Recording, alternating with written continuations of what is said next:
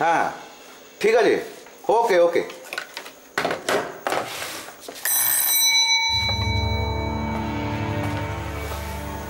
Sir এখানে একটা সই করুন।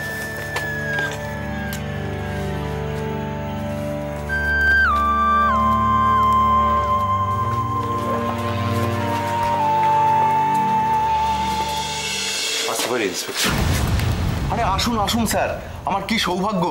বসুন বসুন। বসতে আসেনি ইন্সপেক্টর, একটা সমস্যায় পড়েছি। সমস্যা? সিরিয়াস কিছু? হ্যাঁ সিরিয়াস। ও দেবজিৎ আমার ভাইরা ভাই, ওর মেয়ে পিউ কিডন্যাপড হয়েছে। স্কুল থেকে? না বাড়ি থেকে, মানে বাগানে খেলছিল আর কি। তখন স্যার বাড়িতে কেউ ছিল না? হ্যাঁ ছিল, প্রায় সকলেই ছিল, কিন্তু মানে সৈকত আমার ছেলে, ওর বিয়ে উপলক্ষে আমরা সবাই ব্যস্ত ছিলাম, আমরা সবাই ড্রয়িং রুমে ছিলাম। আপনারা কাউকে দেখেননি স্যার? দেখেছে লিলি, লিলি দেখেছে। লিলি? লিলিটাকে? লিলি আমার ভাই শশাঙ্কর মেয়ে। আচ্ছা, তারপর কি হলো? অ্যাকচুয়ালি বললাম আমরা ওই বিয়ে উপলক্ষে সবাই ড্রয়িং রুমে ছিলাম, আর লিলি আর পিউ বাগানে ছিল। হঠাৎ লিলি দৌড়ে এসে আমাদের খবর দেয় যে কেউ জোর করে পিউকে তুলে নিয়ে গেছে। আমরা দৌড়ে বাইরে গিয়ে কাউকে দেখতে পাইনি। স্যার পিউ আর লিলির বয়সটা কত? পিউ 7 বছর আর লিলি 18 এরকম। তার মানে স্যার প্রয়োজনে কিডন্যাপারকে আইডেন্টিফাই করতে পারবে লিলি? বোধহয় পারবে, কারণ ওর সঙ্গে একটু ধস্তাধস্তি হয়েছিল।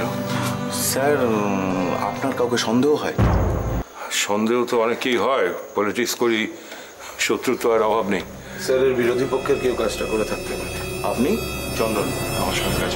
ও আই সি, আপনার সঙ্গে দেখাও হয়েছে, কথাও হয়েছে। আচ্ছা, আপনি যত তাড়াতাড়ি সম্ভব আপনার পক্ষ থেকে স্টেপ নিন, বাকিটা আমরা দেখে নিই। হ্যাঁ নিশ্চয়ই নেবো। আচ্ছা আপনারা একটা লিখিত কমপ্লেন করে দিয়ে যান।